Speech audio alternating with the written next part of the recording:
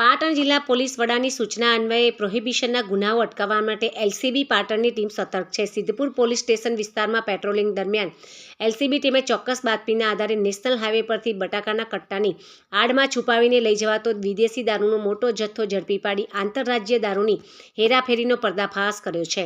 LCB પાટણની team Siddhpur વિસ્તારમાં પેટ્રોલિંગમાં હતી તે દરમિયાન ખાનગી રાહે બાતમી મળી હતી કે પાલનપુરથી મહેસાણા તરફ જતી એક ટ્રકમાં દારૂનો જથ્થો લઈ જવામાં આવી રહ્યો છે। બાતમીના આધારે સુજાનપુર પાટિયા નજીક વોટ ગોઠવીને ટ્રક નંબર RJ19 GK 4666ને રોકવામાં આવી હતી। ટ્રકની તલાશી લેતા પોલીસ પણ ચોંકી ઉઠી હતી।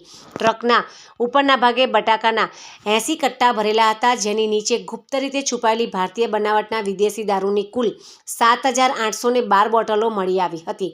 મુદ્દામાલની કુલ કિંમત 56,23,210, વિદેશી દારૂ 46,02,960, 7,812 બોટલો અને ટ્રક 10 લાખ, બટાકાના કટ્ટા, મોબાઈલ ફોન અને રોકડ રકમ મળી આવી હતી।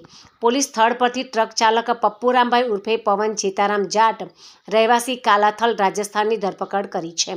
પ્રાથમિક પૂછપરછમાં બહાર આવ્યું છે કે આ દારૂનો જથ્થો જોધપુરના પ્રધાન જાટ દ્વારા મોકલવામાં આવ્યો હતો અને મહેસાણાના અન્ય એક અજાણ્યા શખ્સને પહોંચાડવાનો હતો। પોલીસે આ બંને વોન્ટેડ શખ્સોને પકડવા માટે વધુ તપાસ હાથ ધરી છે। આ સમગ્ર મામલે સિદ્ધપુર પોલીસ સ્ટેશનમાં પ્રોહિબિશન એક્ટ હેઠળનો ગુનો નોંધી કાયદેસરની કાર્યવાહી કરવામાં આવી છે। પાટણ પોલીસની આ કામગીરીથી બુટલેગરોમાં ફફડાટ વ્યાપી ગયો છે।